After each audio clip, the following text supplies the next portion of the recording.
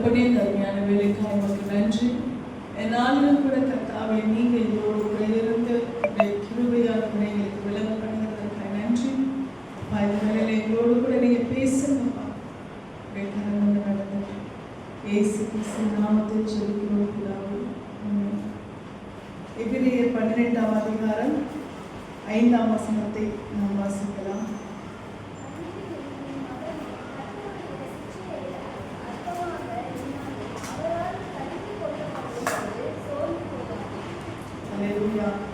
அன்றியும் என் மகனே, என் மகளே, கர்த்தருடைய சிட்சையை அற்பமாக எண்ணாதே. அவரால் கடிந்து கொள்ளும் பொழுது சோர்ந்து போகாதே. அல்லேலூயா.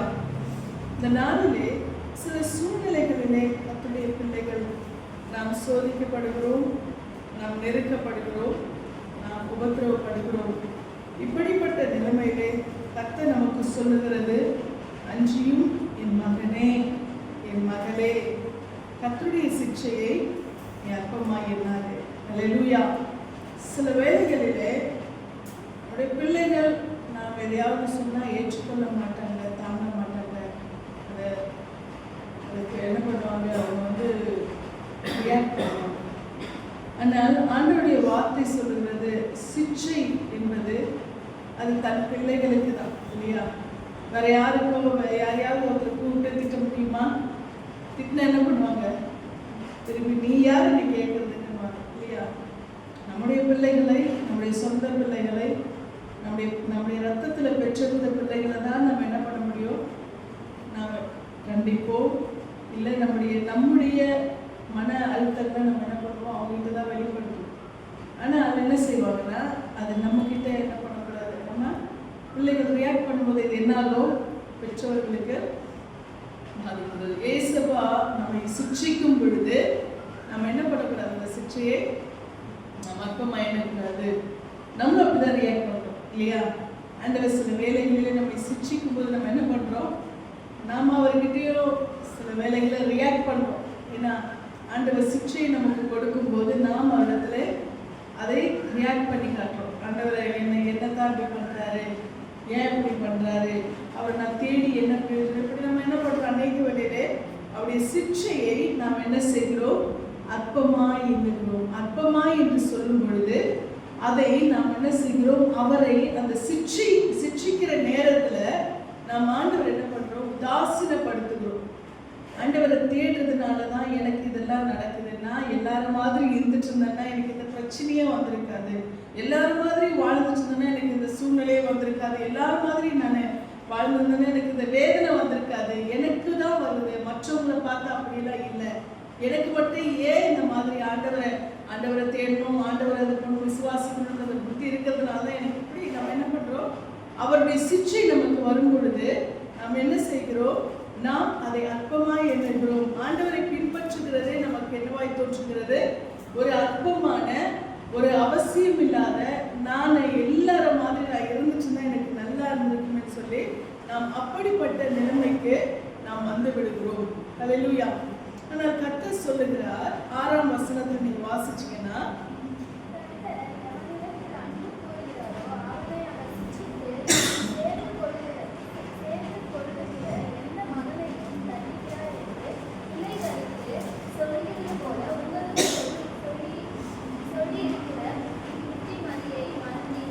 ஆமென்.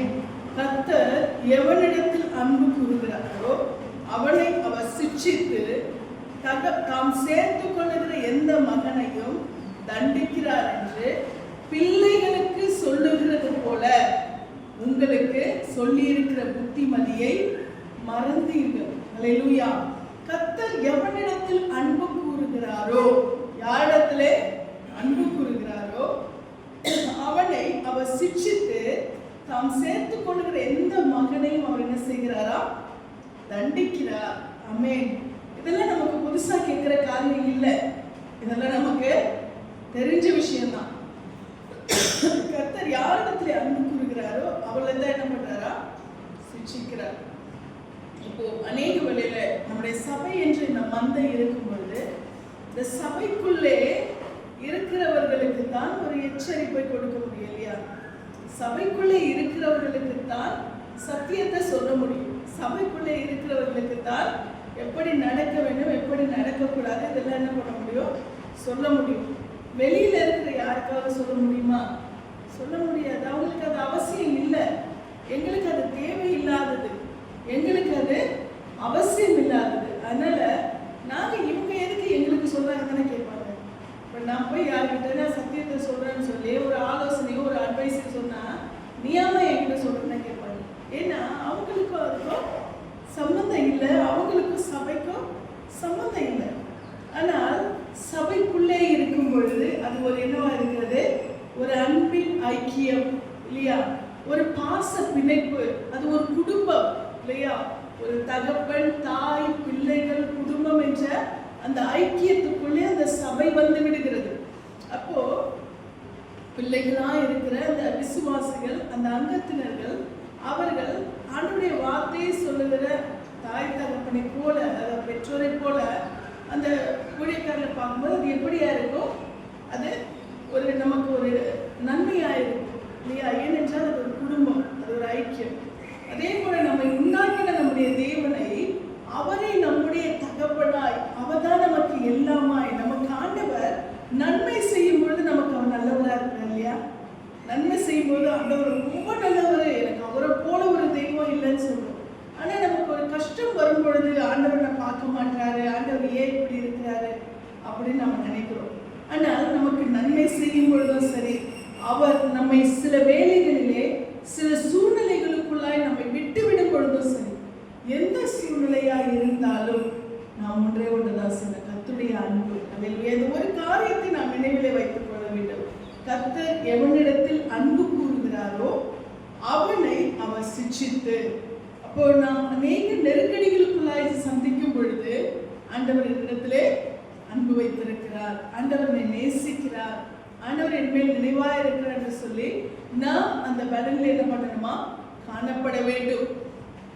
நாம் அதற்கு மாறாய் அவங்களுக்கு ஆண்டவரை தேடாம இருக்கிறாங்க, அவங்களுக்கெல்லாம் நல்லது நடக்குது அப்படின்னு சொன்னா கர்த்தர் அவங்க நேசிக்கலன்னு அர்த்தம். ஹல்லேலூயா. கர்த்தர் அவங்க மேல அன்பு வைக்கலன்னு அர்த்தம். கர்த்தர் எல்லாரையும் நேசிக்கிறாரு, ஆனா சொந்த பிள்ளைகளாய் உரிமை அவர்கள் மீது ஆண்டவர் வைக்கல. ஹல்லேலூயா. உரிமை அவர்களிடத்திலே ஆண்டவருக்கு இல்லை. அதனாலதான் நாம இதை நம்ம மைனஸா நினைக்கணும், பிளஸ்ஸா நினைக்கணும். நம்ம இதை நெகட்டிவா நினைக்கணும், பாசிட்டிவா நினைக்கணும். இதை நம்ம டிஸ்அட்வான்டேஜா நினைக்கணும், நம்ம அட்வான்டேஜா நினைக்கணும். ஆண்டவர் என்னை நேசிக்கிறார், அவங்கெல்லாம் அப்படி இருக்காங்க, அவங்கெல்லாம் ஆண்டவருடைய பிள்ளைங்க இல்லை, ஆண்டவரோட க்ளோஸா இல்லைப்பா, நான் ரொம்ப க்ளோஸா இருக்கேன் இல்லையா, நான் ரொம்ப ஆண்டவரத்துல நெருங்கி இருக்கிறேன். அதனால ஆண்டவர் என்ன பண்றாரு, இந்த சிக்ஷைக்குள்ளாய் என்னை விட்டு கொடுக்கிறார் அப்படின்னு சொல்லி நாம் அதற்கு ஆண்டவருக்கு நன்றி செலுத்தணும். அதனால நாம் என்ன பண்றோம்னா, நல்லா சுகபோகமாய் சந்தோஷமாய் குறைவில்லாமல் கஷ்டம் இல்லாமல் இருக்கிறவங்களை பார்த்துட்டு நானும் அவங்கள போல இருந்துடலாம்னு சொன்னா நாம் பெரிய தப்பு பண்றோம்னு அர்த்தம். கரெக்டா? நானும் அவங்கள போல இருந்தா நல்லா இருப்பேன் நம்ம யோசிக்கிறோம்ல. நானும் அவங்கள போல இருந்துட்டு இருந்தா நான் நல்லா இருந்திருப்பேன், நானும் அவங்கள போல ஆண்டவரை தேடாம இருந்திருந்தா நான் நல்லா இருந்திருப்பேன், ஆண்டவரோட நான் நெருக்கமா இல்லாம இருந்தா நல்லா இருந்திருப்பேன், நான் இங்கேயும் அங்கேயுமா நான் இருந்திருந்தேன்னா நான் நல்லா இருந்திருப்பேன். இப்படி நாம் என்ன பண்றோம், யோசிக்கிறோம்.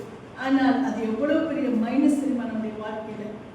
நமக்கு அது எவ்வளவு பெரிய ஒரு பெரிய ஒரு பாதிப்பை கொண்டு வரும் என்று நாம் யோசிக்கிறது இல்லை. ஆனால் அவங்கள போல நான் இருக்கிறதை விட என்னை போல நான் இருக்கிறேன். ஹல்லேலூயா.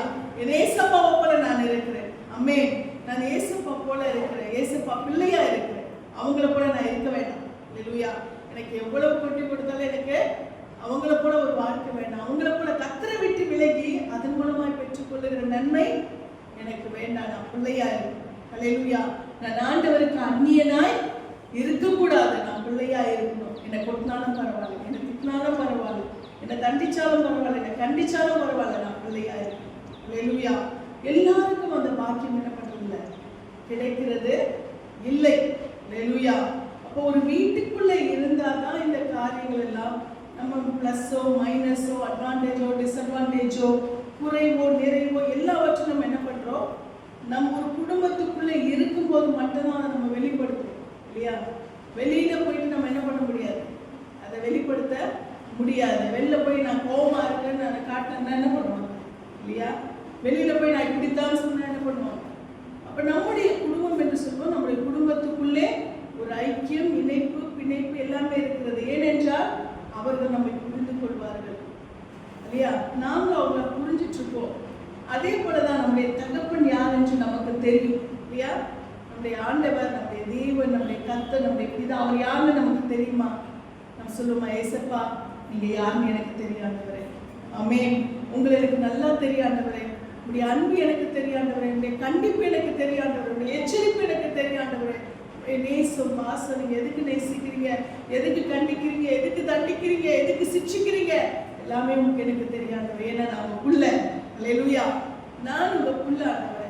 அதனால உங்களை குறித்து எனக்கு நல்லா தெரியும் தகப்பனே அது அப்படின்னு சொல்லிட்டு நாம் ஆண்டவருடைய அன்பை குறித்து நம்ம என்ன பண்ணணும்? அதிகமாய் அந்த அன்பின் பலனிலே நாம் காணப்படுகிறவர்களாய் இருக்க வேண்டும். இங்கே ஆண்டவருடைய வார்த்தை சொல்லுகிறது 12ஆம் வசனம் 9ஆம் வசனம் 12ஆம் அதிகாரம் 9ஆம் வசனத்தில் வாசிக்கிறோம்.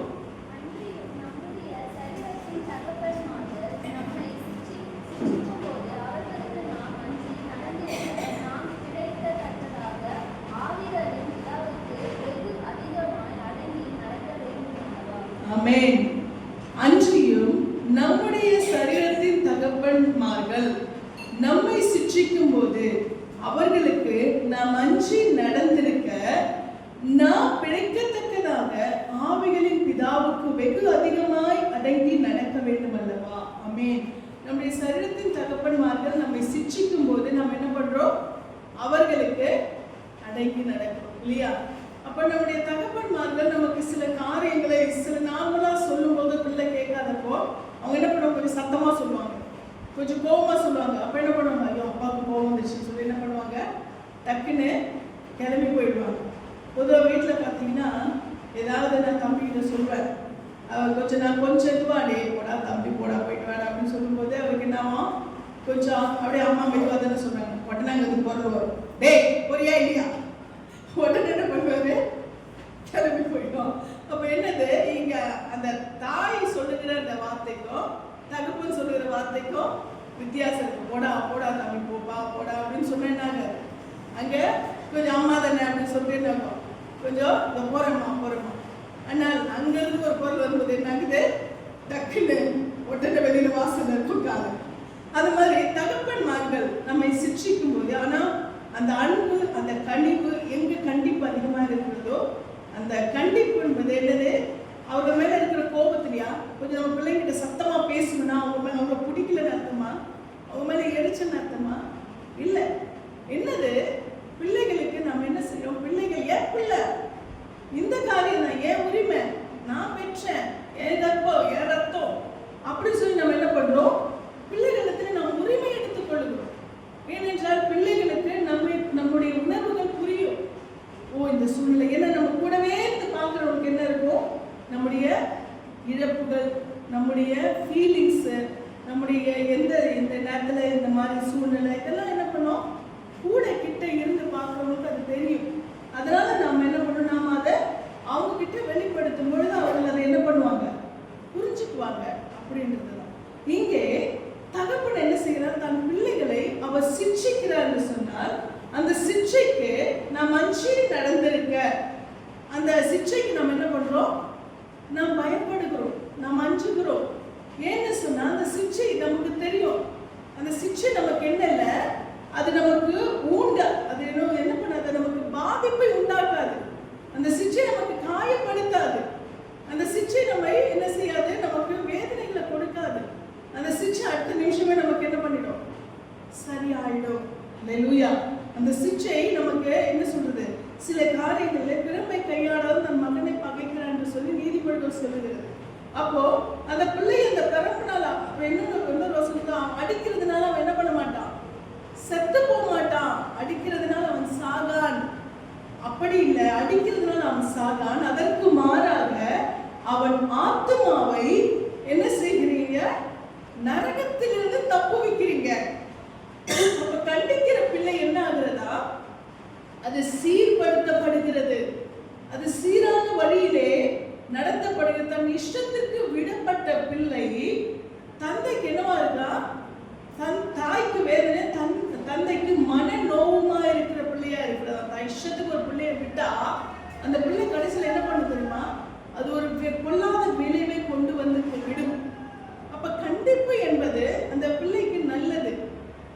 எப்படி முதுகுக்கு என்னதான் விரம்பு ஏற்றுது என்று சொல்லி அதே நீதிமொழிகள் சொல்லி இருக்கிறது. அப்போ பிள்ளையுடைய முதுகுக்கு ஏற்றுது பிறம்புன்னு சொன்னா அந்த பிள்ளை வந்து அந்த சிச்சை என்ன ஆகாது, அந்த சிச்சை அந்த பிள்ளை என்ன பண்ணாது, அது சாகடிக்காது. அந்த சிச்சை பிள்ளை என்ன பண்ணும், சீர்படுத்தும். இப்போ ஒரு ஒரு பூனையோ ஒரு நாயோ தன் குட்டி என்ன பண்ணுது, அது என்ன பண்ணும், அந்த குட்டி அது சின்ன ஒரு குட்டியா இருக்கும், சின்ன குட்டியோட இருக்கும். அது என்ன பண்ணு சொன்னா அந்த தாய் கிட்ட இருந்து அது இப்படி ஓடும், அது ஓடிட்டே இருக்கும். அதுக்கு தெரியாது, ஆபத்து தெரியாது அது இல்லையா, அதுக்கு நம்ம சுற்றிலும் இருக்கிற ஆபத்து தெரியாது. ஏன்னா அந்த குட்டி அது என்ன பண்ணும் தெரியுமா, ஏதாவது ஒரு காக்கா வந்து என்ன பண்ணும், கொத்திட்டு போயிடும். அப்ப சின்ன குட்டியா இருக்கும்போது அதுக்கு அந்த ஆபத்து தெரியாது. ஆனால் அந்த தாய்க்கு தன் குட்டிக்கு ஆபத்தோட என்ன பண்ண தெரியுமா, அது அந்த பல்ல கவி கவி கொண்டாந்து உள்ள வைக்கும். பல்ல கவி கவி என்ன பண்ணும், கொண்டு வந்து உள்ள வைக்கும். மற்றவர்களுக்கு அந்த பிடி என்னவா இருக்கும், அதனுடைய பிடி ஒரு காயத்தை வந்து கொள்ளும். ஆனால் தன் குட்டிகளுக்கு அது காயத்தை கொடுக்காது. அது கப்பும் போது நம்ம யோசிப்போம், இப்போ அதை ஒரு குட்டியே அதை அப்படியே பிடிக்குதுன்னா என்ன ஃபோர்ஸ்ல அது பிடிக்கும், அந்த பலத்தை அது இது பண்ணி தான் அதை வந்து எடுத்து அது கொண்டு போய் வைக்குது இல்லைங்களா. அப்போ அதை எடுத்து கொண்டு போய் வைக்கும் போது அப்போ அந்த குட்டிக்கு என்ன வரும், காயம் வரும்ல. ஆனால் அதுக்கு தெரியல, என் குட்டியை எப்படி பிடிச்சா அதுக்கு காயப்படாது, அது அந்த ஆபத்துக்கும் நான் தப்பு வைக்கணும், அதற்கு காயமும் நான் பிடிக்கிறதுனால அதுக்கு காயம் ஏற்படக்கூடாது இல்லையா. ஆனால் அது வாய்க்குள்ள பல்லு இருக்கு, அந்த ஷார்ப்பான பல்லு அதனுடைய வாய்க்குள்ள இருக்கிறது. ஆனால் அது என்ன செய்கிறது, தன் குட்டியை காயப்படாம தூக்குகிறது, அது எடுக்குது. எடுக்கும்போது அதுக்கு வலிக்குமானது அதுக்கு தான் தெரியும். ஆனால் தன் குட்டிக்கு என்ன செய்யக்கூடாது, ஒரு காயம் வந்துவிடக் கூடாது என்பதற்காக இந்த தாய் என்ன பண்ண தெரியுமா, அதை பக்குவமாய் தூக்கி மறுபடியும் உள்ள வைக்குது. வெளியில போயிடாத ஆபத்து, மீறி போயிடாத ஆபத்து, எந்த சூழ்நிலையும் போயிடாத ஆபத்து அப்படின்னு சொல்லி அது என்ன செய்யுது, அழகாய் அது என்ன செய்யுது, பக்குவமாய் தூக்கி கொண்டு வந்து வைக்கிறது. அப்ப அந்த சிச்சை அது தூக்கும் பொழுது அது ஆபத்தை சந்திக்க கூடாது என்று சொல்லி அதை பற்றி எடுக்கும் பொழுது அதுக்கு என்ன செய்ய, காயம் உண்டாக்க கூடாது என்பதற்காக அதை எடுத்துதான் ஆகணும். அதே அந்த பல்லுல தான் எடுத்தாகணும். மற்றவர்களுக்கு அது கடியை கொடுக்கும், காயத்தை கொடுக்கக்கூடிய அதே பல்லு தன்னுடைய குட்டிக்கு அது என்னவா இருக்கிறது, அது ஒரு பாதுகாப்புக்கு, அந்த ஆபத்தை சந்தித்து விடக்கூடாது என்பதற்கான ஒரு சூழ்நிலைக்கு அது என்ன பண்ணுது, அதை கொண்டு போகிறதா இருக்கிறது. ஆமென். இன்றைக்கும் ஆண்டவர் என்ன செய்கிறார், நம்மை ஒரு தாயை போல அவர் என்ன செய்கிறாரா, அவர் பற்றி பிடிக்கிறவரா இருக்கிறார். ஆமென். நமக்கு ஒரு தீங்கு வரக்கூடாது, நமக்கு ஒரு ஆபத்து வரக்கூடாது, நமக்கு ஒரு பொல்லாப்பு வரக்கூடாது என்று சொல்லி அவர் என்ன செய்கிறார், நம்மை பற்றி பிடிக்கிறவரா இருக்கிறார். ஆமென். நமக்கு சில காரியங்களை, நமக்கு சில தீமைகள் வரும்பொழுது கர்த்தர் என்ன பண்றாரு, அந்த சூழ்நிலைக்கு நம்ம என்ன பண்றோம், நம்ம அந்த தீமைக்குள்ள வரக்கூடாது, கடந்து செல்லக்கூடாது என்பதற்காக சில சிக்ஷைகளை ஆண்டு என்ன பண்றாரு, நமக்கு கொடுக்கிறவரா இருக்கிறார். அப்படி அவர் நமக்கு சில சிக்ஷைகளை நமக்கு கொடுக்கும் பொழுது நாம் அதை காயமா எடுத்துக்கொள்ளக்கூடாது. கர்த்தர் எனக்கு இப்படியே பண்றாருன்னு சொல்லி நாம் அதை என்ன பண்ணக்கூடாது, நாம் அதை எடுத்துக்கொள்ளாத. கர்த்தர் எனக்கு சில காரியங்களை கற்றுக் கொடுக்கிறார், சில வேதனைகள் வந்து என்னை விடுதலையாக்கும்படியாக கர்த்தர் என்ன பண்றார், சில காரியங்களுக்குள்ளாய் நான் போய்விடக்கூடாது, சில ஆபத்துகளுக்குள்ளாய் நான் போய்விடக்கூடாது என்பதற்காக கர்த்தர் என்ன செய்கிறார், எனக்கு இந்த காரியத்தை சிலதெல்லாம் நமக்கு வந்து அப்படியே சொன்னா புரியாது, சிலதெல்லாம் நமக்கு என்ன பண்ணணும், கொஞ்சம் சிச்சையோடு தான் சொல்லணும். நார்மலா சொல்லிட்டா ஆண்டவர் உனக்கு கண்டுக்கலையே, ஓகே ஆண்டவர் எனக்கு பச்சை கொடி காட்டிட்டார் போல நம்ம நினைச்சுக்கணும் இல்லையா. அதனால ஆண்டவர் என்ன பண்ணுவார்னா சிலதை நமக்கு சிச்சையின் மூலமா என்ன பண்ணுவாரு, உணர்த்துவார். அந்த அந்த சூழ்நிலைக்குள்ளாய் நாம் கடந்து போயிடுவார். சில வேலைகளை சில காரியங்களை செய்யலாம், சில நஷ்டம் வரலாம், சில கஷ்டம் வரலாம், சில வேதனை வரலாம். அதையெல்லாம் நாம் சந்திக்க கூடாது என்பதற்காக கர்த்தர் என்ன பண்றாரு, சில காரியங்களை நமக்கு அது ஒரு எச்சரிப்போடு கூட சில சிச்சையோடு கூட கர்த்தர் நமக்கு அதை கொடுக்கிறவராய் இருக்கிறார். அதே தொடர்ந்து நீங்க 10ஆம் வசனத்துல வாசிச்சீங்கன்னா,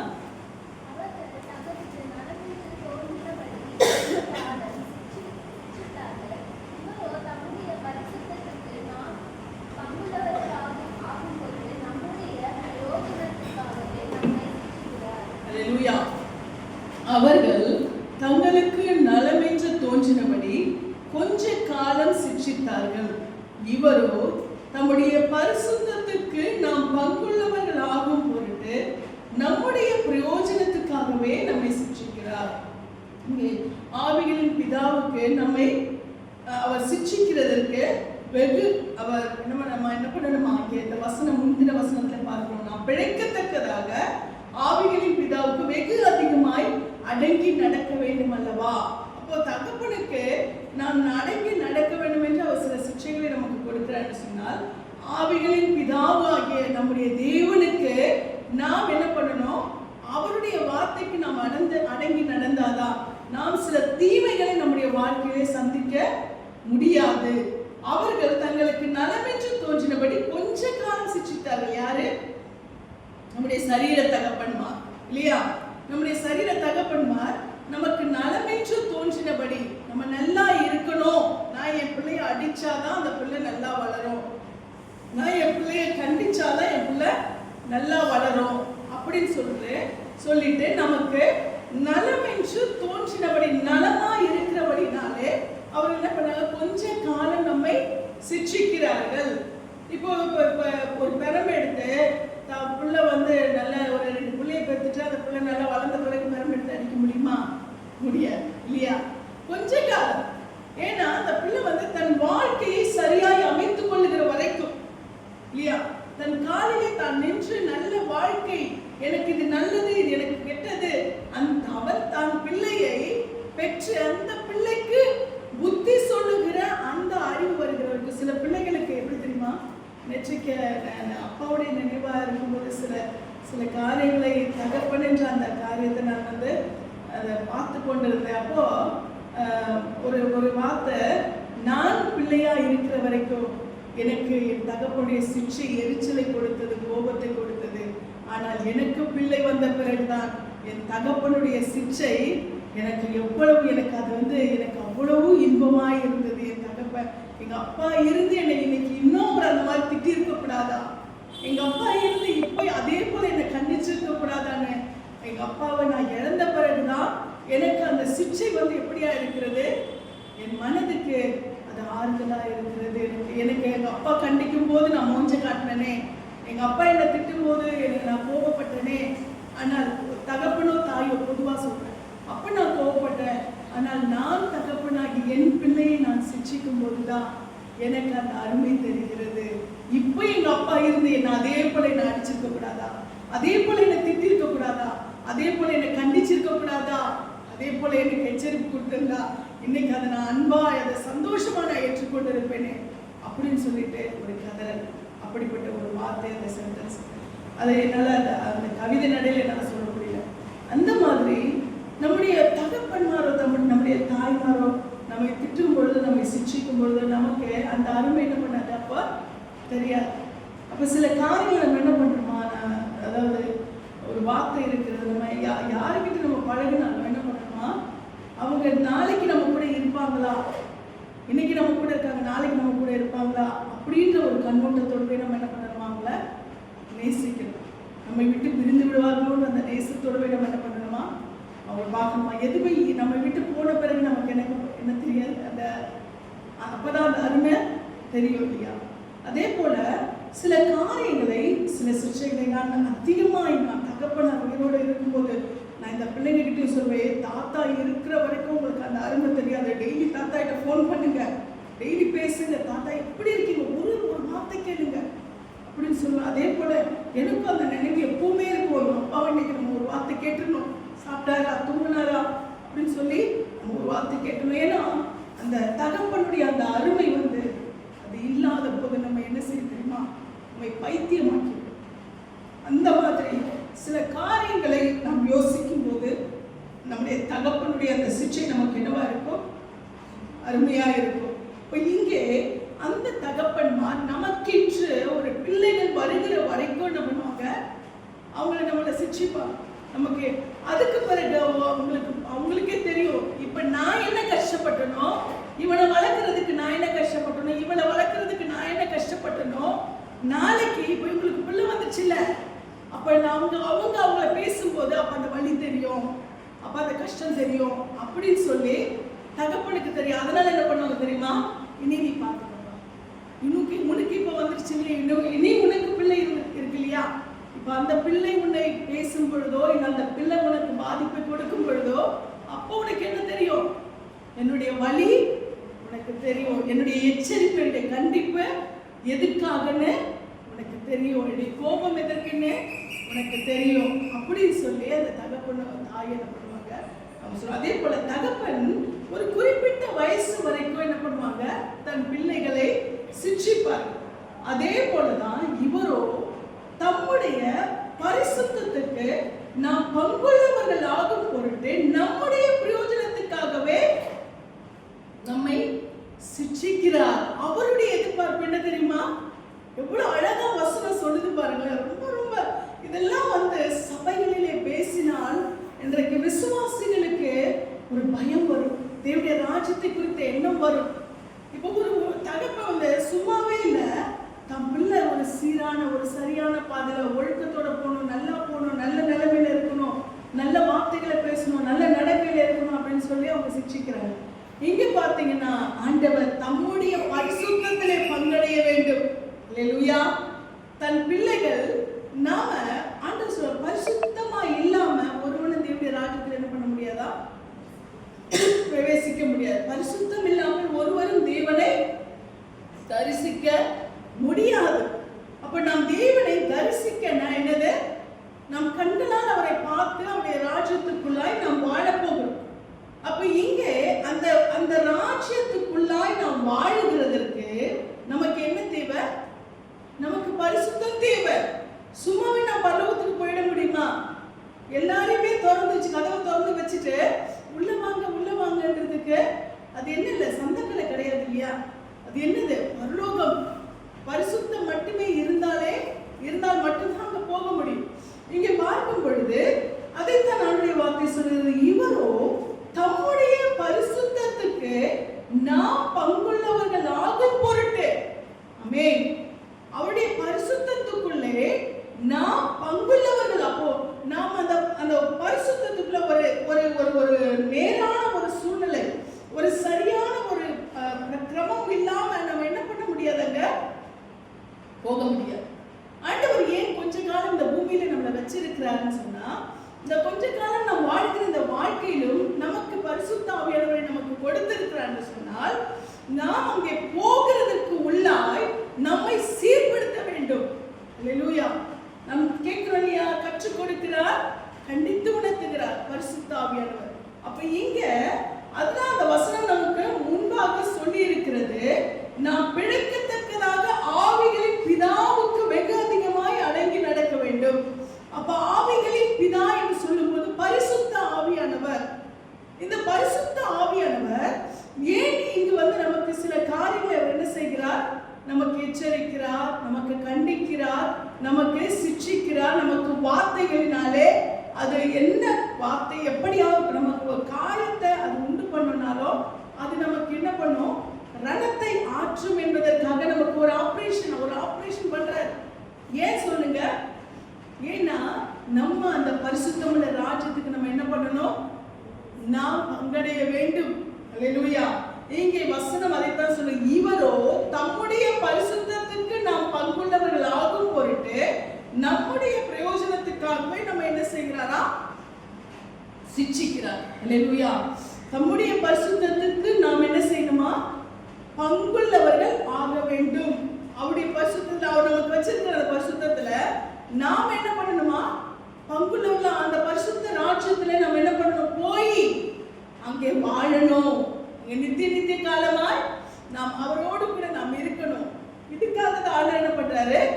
நம்மை அந்த பரிசுத்த ராஜ்யத்துக்கு பங்குள்ளவர்களா மாற்றணும்னா சில ஒழுங்குகளை, சில கிரமங்களை நமக்கு ஆண்டவர் என்ன பண்ணணும்? உண்டு பண்ண வேண்டும் இல்லையா?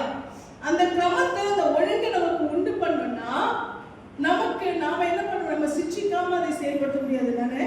இந்த ராணுவ வீரர்களுக்கு கொடுக்குற ட்ரைனிங்கை பார்க்குறேன், பயங்கரமான ட்ரைனிங். பார்த்தீங்கன்னா அவங்க அந்த யுத்தத்துல அந்த எதிரிகளோடு கூட அவங்க நிற்க வேண்டும் என்று சொன்னால் அவங்க சும்மா போய் நிற்க முடியாது. சும்மா போய் நீங்க நல்லா சாப்பிட்டு தூங்கி எழுந்து அப்படியே லக்ஸரியா இருந்துட்டு போய் அங்க நிற்க முடியுமா? முடியாது. அவங்க என்ன பண்றாங்க? அநேக பயங்கரமான ட்ரைனிங்லாம் இருக்கு. அதுல ஒரே ஒரு ட்ரைனிங் பார்த்தா ஒரு பயங்கரமான ஒரு குட்டை என்ன பண்றாங்க, அது அவர்களை என்ன பண்றாங்க, அதில் படுக்க விடுறாங்க. கவுந்து படுக்க வச்சுட்டு அவங்க சரியா அவங்க கைகள் என்ன பண்றாங்க, பின்னாடி கட்ட சொல்லிடுறாங்க. பின்னாடி அவங்க கைகளை கட்டிவிட்டு கட்ட சொல்லிட்டு அவங்க என்ன பண்றாங்க, அந்த சேத்துல அவங்க கவுந்து படுக்கிறாங்க. அந்த குட்டையில படுக்கும் பொழுது அவங்க என்ன பண்றாங்க, இன்னும் அந்த குட்டையோட ஆழத்துல போட்டு கவுந்து படுக்க வச்சு, கவுந்துனா முகம் இப்படி குட்டை சேரு கவுந்து படுத்து அது மேல என்ன பண்ற, இன்னொரு அந்த ட்ரெயினர் என்ன பண்றாரு, அவர் ஏறி உட்கார்றாரு. ஏறி உட்கார்ந்துட்டு அவர் தலை மேல என்ன பண்றாரு தெரியுமா, போட்டு அந்த சேத்துக்குள்ள பிடிச்சு அமுக்கி ஒரு 10 நிமிஷம் அந்த சேத்துக்குள்ள அவர் அப்படியே தம் கட்டி இருக்கும். அதுக்குள்ள அப்படியே அந்த சேத்துக்குள்ள அப்படியே அமிழ்த்து விட்டு நல்லா கையை போட்டு உள்ள அமுக்குறாரு, ஏறி உட்கார்ந்துக்கிட்டு.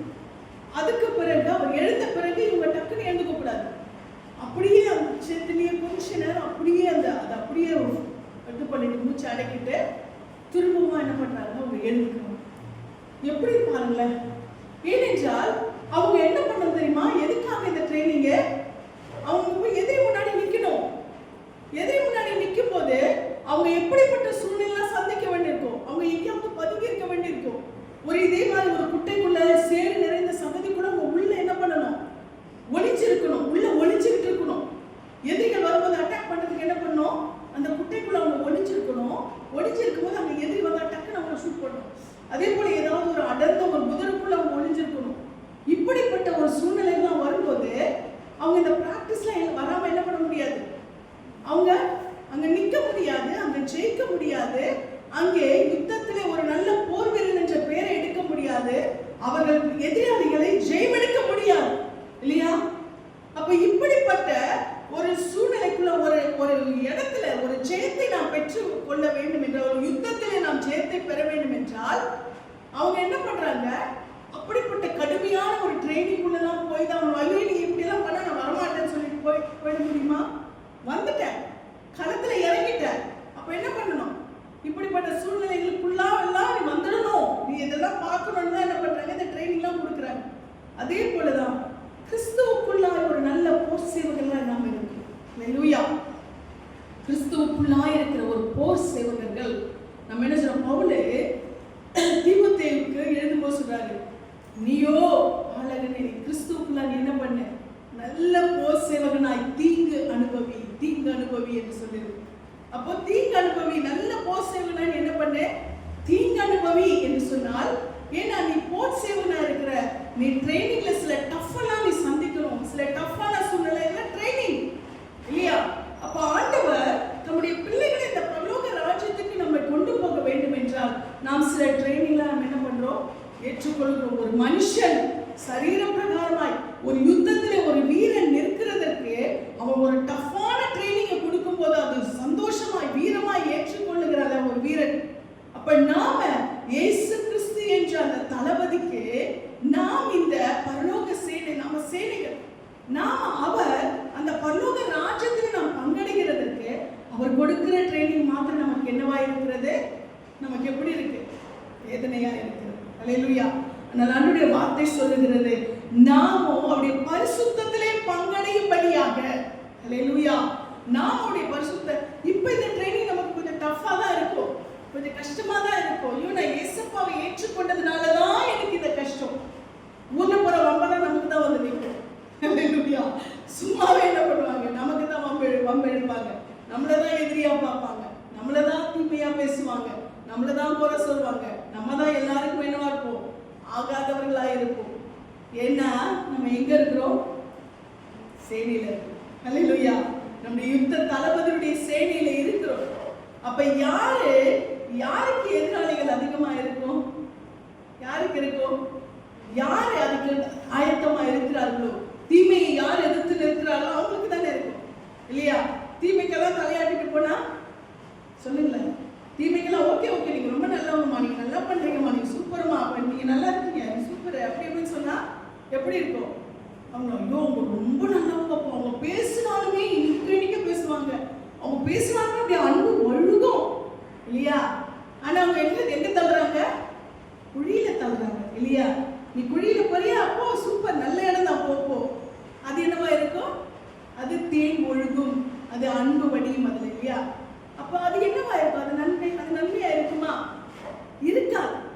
ஆனால் எங்கே அதாவது ஒரு ட்ரைனிங் டஃப்பா இருக்கும், நீ இப்படி இருந்தாதான் இதை செய்ய முடியும், இப்படி இருந்தாதான் இப்படி வாழ முடியும், இப்படி இருந்தாதான் இப்படி நல்லது நடக்கும் அப்படின்னு சொல்லும்போது அங்க என்னவா இருக்கிறது? அது கேட்கறதுக்கு என்னவா இல்லை? நன்மையா இல்லை. கேட்கறதுக்கு வேணா அது கஷ்டமா இருக்கும். ஆனால் அது நம்ம என்ன செய்கிறதா? நம்மை உருவாக்குகிறது. அழகா நமக்கு சொல்லுது, இவரோ தம்முடைய பரிசுத்தத்துக்கு நாம் பங்குள்ளவர்கள் ஆகும் பொருட்டு நம்முடைய பிரயோஜனத்துக்காகவே நம்மை சிட்சிக்கிறார். அல்லேலூயா. இந்த சிட்சை எதுக்காக? நமக்கு நல்லது நடக்கணும்னு மட்டும்தான். நாம் பரிசுத்தத்திலே பங்கடைய வேண்டும் என்றுதான். நாம் நன்மைகளை காண வேண்டும். அந்த நித்திய ராஜ்யத்தின் மகிமையை நாம் என்ன பண்ணணும்? பெற்றுக்கொள்ள வேண்டும் என்றுதான் இந்த சிட்சை நமக்கு கொடுக்கப்பட்டிருக்கிறது. இந்த சிட்சைக்குள்ளாய் நாம் கடந்து போகிறோம். அதனால இந்த சிட்சையை நாம் என்ன செய்யக்கூடாதா? அற்பமாய் எண்ணக்கூடாது. அதுதான் ஆரம்பத்திலே அந்த சொல்றார், நீயோ நீ என்னுடைய சிட்சை என்ன பண்ணாத, என் மகனே என் மகளே என் சிட்சை நீ என்ன பண்ணாத, அற்பமாய் எண்ணாத. அவரால் கடிந்து கொள்ளும் போது நீ சோர்ந்து போயிடாத. நன்மைக்காக தான். அல்லேலூயா. நமக்கு வருகிற சிட்சை நன்மைக்காகவே. நமக்கு வருகிற இந்த போராட்டம் நன்மைக்காகவே. நமக்கு வருகிற இந்த பலவீனம் நன்மைக்காகவே. ஆண்டவர் நமக்கு அந்த பரலோகத்தில் பங்கடைகிறதற்காக சில காரியங்களை நம்மை சீர்படுத்த, நம்மை செதுக்க, நம்மை உருவாக்க ஆண்டவர் என்ன செய்கிறாரு? சில சூழ்நிலைகளை, சில காரியங்களை நமக்கு அவர் அனுமதித்துக் கொண்டே இருக்கிறார். எப்பவுமே நம்ம என்ன பண்ணக்கூடாது? நம்ம ஸ்வீட் சாப்பிட்டுட்டே இருக்கக்கூடாது. கொஞ்சம் கசப்பு எடுத்துக்கணும் இல்லையா? கொஞ்சம் கசப்பு எடுத்துக்கணும். கொஞ்சம் வேப்பிலை கொஞ்சம் எடுத்துக்கலாம், கொஞ்சம் பாவக்காய் எடுத்துக்கலாம் இல்லையா? கொஞ்சம் இந்த மாதிரி கசப்பு எடுத்துக்கிட்டாதான் நமக்கு இந்த ஸ்வீட் என்ன ஆகும்? காம்பன்சேட் ஆகும். அப்படியே நம்ம இதையே எடுத்துக்கிட்டோம்னு வச்சுக்கோங்க, ஸ்வீட் நல்லா இருக்குன்னு எடுத்துக்கிட்டா நமக்கு சுகர் தான் வரும் இல்லையா? உள்ள ஒரு பூச்சியோட இதுவே வந்துடும், குடும்பமே வந்துடும் இல்லையா? அப்ப என்னது? நம்முடைய சரீரம் பாதிக்கும். இது ஒரு பிசிக்கலாவே ஆண்டவர் சரீரத்துக்கே அந்த அமைப்பு கொடுத்திருக்கிறார்னா அப்ப நம்ம ஆத்மாவுக்கு எவ்வளவு முக்கியம் இல்லையா கசப்பு? அல்லேலூயா. சில காரியங்கள், சில சிக்ஷைகள் நமக்கு சில வேளைகள் நமக்கு அவசியப்படுகிறது. அப்ப ஆண்டவர் நம்முடைய அன்புள்ள தேவன் தான், அன்பான தேவன் தான், அவர் அன்பை உருவானவர் தான். ஆனா அவர் எப்பவுமே அவர் அப்படியே இருந்துட்டாருன்னா நம்ம என்ன பண்ணுவோம்?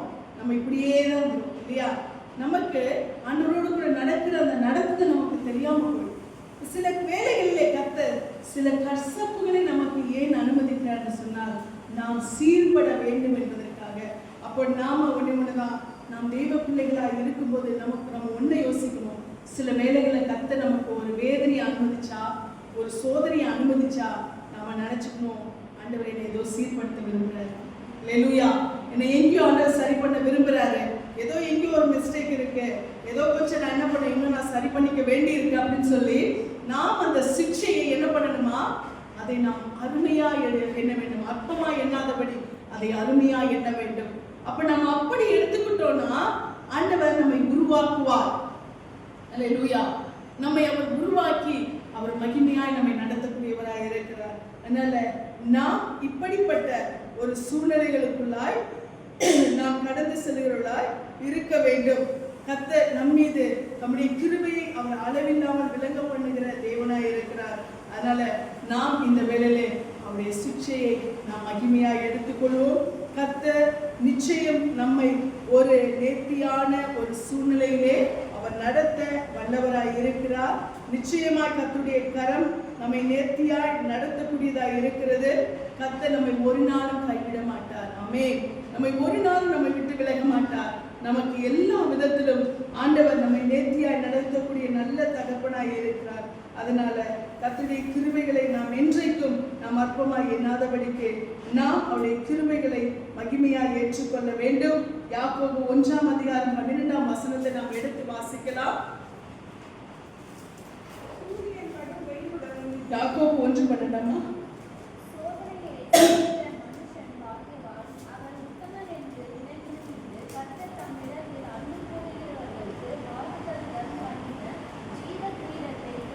ஆமென். சோதனையை சகிக்கிற மனுஷன் பாக்கியவான், அவன் உத்தமன் என்று விளங்கின பின்பு கர்த்தர் தம்மிடத்தில் அன்பு கூறுகிறவர்களுக்கு என்ன பண்றாரா?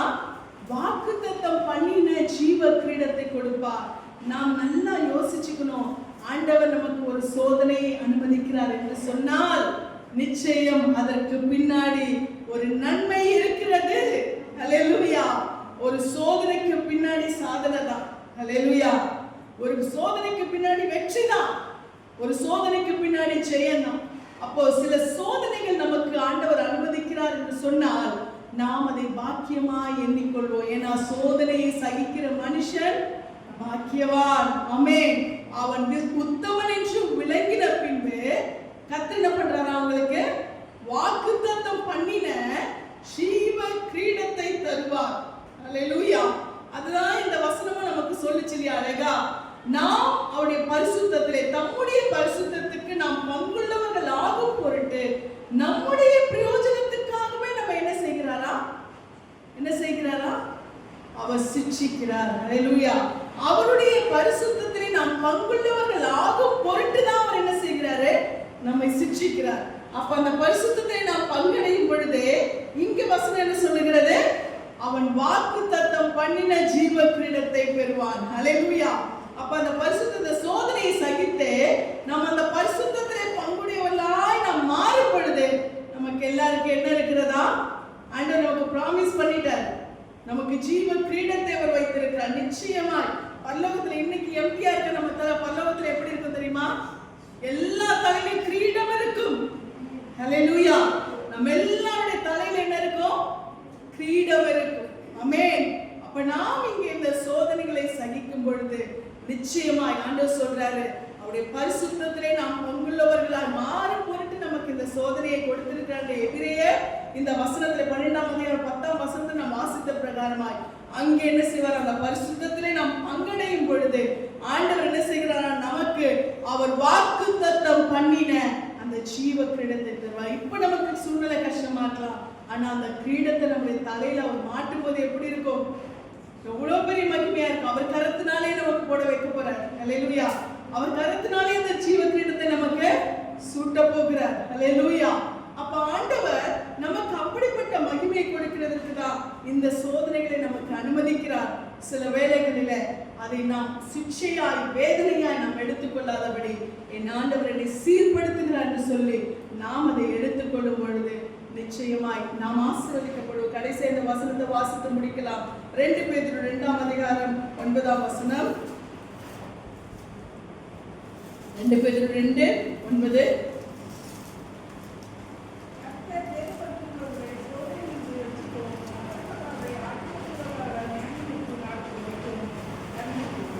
ஆமென். கர்த்தர் தேவ பக்தி உள்ளவர்களை சோதனை நின்று ரட்சிக்கவும் அக்கிரமக்காரரை ஆக்கினைக்குள்ளானவர்களாக நியாயத்தீர்ப்பு நாளுக்கு வைக்கவும் அறிந்திருக்கிறார். அப்ப நம்ம இந்த வார்த்தையை நம்ம சொல்லவே கூடாது.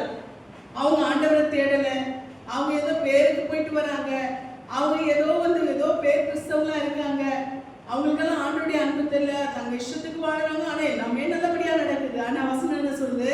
அக்கிரமக்காரர்களை ஆண்டவர் என்ன பண்றாரா?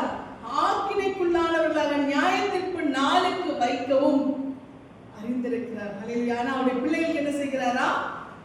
கர்த்தர் தெய்வ பக்தி உள்ளவர்களை சோதனை நின்று ரட்சிக்கவும். ஹல்லேலூயா. கர்த்தர் என்ன செய்கிறாரா? தெய்வ பக்தி உள்ளவர்களை சோதனை நின்று ரட்சிக்கவும். அப்ப சோதனை நின்று, சோதனை வரும்னு பைபிள்ல திட்டமா சொல்லி இருக்கு. அப்ப தெய்வ பக்தி உள்ளவர்களுக்கு சோதனை வரும். அழகா வசனம் சொல்லிச்சு. என்னன்னு? தேவ பக்தி உள்ளவர்களுக்கு என்ன வரும்? சோதனை வரும். தேவ பக்தி உள்ளவர்களுக்கு சோதனை வரும். ஆனா அவர்களை சோதனை நின்று என்ன பண்ணுவாரா? ரட்சிப்பார். அப்படியே விட்டுற மாட்டார். ஹல்லேலூயா. சோதனை நின்று கண்டிப்பா தூக்கி எடுப்பார். ஏன்னா அனுமதிச்சது அவர் தானே, சோதனையை அனுமதிச்சது அவர் தான். ஆனா அந்த சோதனையை விட்டுற மாட்டார். நிச்சயமாய் சொல்யூஷன் இருக்கு. ஹல்லேலூயா. ஒரு சோதனைக்கு பின்பாக நிச்சயமாய் தீர்வு இருக்கிறது. நம்ம அதுக்கு வெயிட் பண்ணுவோம். நம்ம வெயிட் பண்ணுவோம். எனக்கு இந்த சோதனை வச்சானே, இதுக்கு என் அப்பா சோதனையை அனுமதிச்சு என் தகப்பன் எனக்கு அதுக்கு தீர்வையை வச்சிருக்கிறாரு. ஆனா சோதனைக்கு பின்னாடி நமக்கு வர மேன்மை இருக்கு பாருங்க. பிசாசு யோசிப்பா, ஏன்டா சோதனையை கொடுத்தோட்டு. ஹல்லேலூயா. அப்படியே விட்டுருந்தா கூட ஏதோ சுமாரா இருந்திருப்பா. ஆனா சோதிச்ச பிறகு, சோதிச்சதுன்னா ஆண்டவர் சொல்லிக்கிறார், தேவன் ஒருவரையும் பொல்லாங்கினால் சோதிக்கிறவர் அல்ல. ஆண்டவர் சோதனைக்கு அனுமதிப்பா, சோதனை அவர் கொடுக்க மாட்டார். ஆமென். ஆண்டவருக்கு தண்டிச்சு, ஆண்டவருக்கு ஒரு வேதனைப்படுத்தி அவருக்கு பழக்கம் இல்லை. ஆண்டவர் என்ன பண்ணுவாரு, சோதனை அவன் வந்து யோபு சோதிக்கும் போது கூட என்ன பண்றான், கேட்கிறான், பர்மிஷன் கேட்கிறான். ஆண்டவரே உங்க பிள்ளைய நான் சோதிக்க போறேன், எதுவும் வேலையை எடுங்க. நான் எடுக்க முடியாது, நான் தொட முடியாது, ஏன்னா நீங்க பாதுகாத்து இருக்கீங்க. அவனோட சூழ்நிலை என்ன இருக்கு, உங்க பாதுகாப்பு இருக்கு. நீங்க அனுமதிக்காம அவனை தொட முடியாது. ஆண்டவர் அனுமதிக்காம பிசாசு நம்மை தொட முடியாது. ஹல்லேலூயா. அப்ப அவன் என்ன பண்றான், ஆண்டவர்கிட்ட வந்து கேட்கிறான், ஆண்டவரே நீங்க வேலையை எடுத்தாதான் நான் அவனை சோதிக்க முடியும். நீங்க வேலையை எடுங்க, நீங்க பாதுகாத்து வச்சிருக்கீங்களே, நீங்க பாதுகாப்புல வச்சிருப்ப நான் எப்படி சோதிக்க முடியும்? அப்ப ஆண்டவர் என்ன பண்றா தெரியுமா, கொஞ்சம் அனுமதிக்கிறார். ஓகே நான் என்ன பண்றேன், உங்களுக்கு பர்மிஷன் கொடுக்குறேன், ஆனா என் பிள்ளை எந்த விதத்துல என்ன பண்ண முடியாது, ஜெயிக்க முடியாது. ஹல்லேலூயா. அப்ப ஆண்டவர் யோபுவை சோதிக்கிறதுக்கு அவர் அந்த வேலையை எடுக்கிறார், பாதுகாப்பை எடுக்கிறார் கொஞ்சம். அப்ப இன்னைக்கு நாம் ஆண்டவரால் பாதுகாக்கப்பட்ட பிள்ளைகள், நாம் வேலி அடிக்கப்பட்ட தோட்டம், முத்திரிக்கப்பட்ட கிணறு, மறைவிக்கப்பட்ட ஊற்று, ரட்சிக்கப்பட்ட தேவ பிள்ளையே, நாம் பாதுகாக்கப்பட்டவர்கள். ஹல்லேலூயா. நாம் பாதுகாப்பு இல்லாதவர்கள் இல்ல, நாம் பாதுகாப்புள்ளவர்கள். கர்த்தர் நம்மை மறைவிக்கப்பட்ட தோட்டமாய் வைத்திருக்கிறார். ஆனா பிசாசு என்ன பண்றான் தெரியுமா, அவனை கொஞ்சம் நான் சோதிக்க போறேன் அப்படின்னு சொல்லி என்ன பண்றான், அவனை அனுமதி கேட்கிறான். ஆனா எல்லாவற்றையும் ஆண்டவர் ஜெயிக்க நமக்கு பலன் கொடுத்த பிறகு யோசிப்பான், முன்ன மாதிரியே இருந்தா கூட நல்லா இருந்திருக்குமே, நான் தொடாம இருந்தா கூட நல்லா இருந்திருக்குமே, நான் தொடாம இருந்தா கூட நல்லா இருந்திருக்குமே, எப்படி இந்த மாதிரி இருந்திருப்பான். ஆனா இப்போ என்ன ஆயிடுச்சு, முன்ன விட நல்லா ஆயிட்டானே, எல்லாமே நல்ல மாதிரி போயிட்டு இருக்கே அப்படின்னு சொல்லி பிசாசு வேதனைப்படுவான். ஹல்லேலூயா. அதனால நமக்கு சோதனை வரும் பொழுது, கர்த்தர் நம்மை சிக்ஷைக்கு அனுமதிக்கும் பொழுது, நாம் ஒண்ணே நினைச்சுக்கணும், நான் இதுக்கு மேலதான் நல்லா இருக்க போறேன். ஹல்லேலூயா. இந்த சோதனைக்கு பிறகாக நான் இன்னும் மேன்மை அடைவேன், நான் இன்னும் உயர்வேன், நான் இன்னும் மேலான காரியங்களை சந்திப்பேன், இன்னும் நான் ஆசீர்வதிக்கப்படுவேன். ஆமென். எத்தனை பேர் விசுவாசிக்கிறீங்க? ஹல்லேலூயா. ஒருவேளை தேவ பிள்ளைகளை இப்படிப்பட்ட சூழ்நிலைக்குள்ள, சிக்ஷைக்குள்ள இருப்பீங்கன்னா இன்னைக்கு விசுவாசிங்க. பிசாசை சோதிக்கிறியா, சோதி. ஹல்லேலூயா. ஆனா தோல்வி யாருக்கு? பிசாசுக்கு. ஆமென். ஆனால் நமக்கு இதை அனுமதிக்கிறார் ஆண்டவர், நமக்கு சோதனைக்கு அனுமதிக்கிறார், சிக்ஷைக்கு அனுமதிக்கிறார் என்று சொன்னால் இதற்கு பின்னாடி தான் நமக்கு மகிமை காத்திருக்கிறது. ஆமென். பிசாசு சோதனை மட்டும் தான் கொடுப்பான். ஆனா அவன் என்ன பண்ணுவான், இனி பார்க்கிற நன்மைகளை அவன் பார்க்கும் பொழுது, கொடுக்கிற நன்மைகளை பார்க்கும் பொழுது, அவன் இவனுக்கு நம்ம சோதனை கொடுக்காமலே இருக்கலாமே அப்படின்னு நினைக்கிற அளவுக்கு நம் ஆண்டவர் நம்மை உயர்த்த வல்லவராக இருக்கிறார். அதனால இன்றைக்கு நமக்கு பேசின இந்த வசனத்தின் படியால் தேவ பக்தி உள்ளவர்களை ஆண்டவர் சோதனை என்று நிச்சயமாய் ரட்சிப்பார். ஹல்லேலூயா. நாம் விசுவாசிப்போம், நான் தேவனுடைய பிள்ளை, நான் தேவ பக்தி உள்ளவள், ஆண்டவர் என்னை இந்த சூழ்நிலையிலிருந்து என்னை நிச்சயமாய் விடுவிப்பார். இன்றைக்கு வாசித்த வசனத்தின் படியாய் கர்த்தர் தாம் நேசிக்கிற தம்முடைய பிள்ளைகளைத்தான் அவர் சிட்சிக்கிறவராய் இருக்கிறார். அவர் அந்த சோதனைக்கு அவர் அனுமதிக்கிறார். ஆனால் சோதனைக்கு பின்னாக கர்த்தர் நம்ம என்னவா மாற்ற போகிறார், சுத்த பொண்ணாக. சோதனைக்கு பின்னாடி தான் என்ன ஆகும், பொண்ணு ஜொலிக்கும். ஹல்லேலூயா. நம்மை ஆண்டவர் அநேக சோதனைகளுக்குள்ளாய் அனுமதித்தாலும் நம்மை அவர் சுத்த பொண்ணாக மாற்ற போகிறார். கர்த்தருடைய நல்ல நாமத்துக்கே மகிமை உண்டாவதாக. ஆமென்.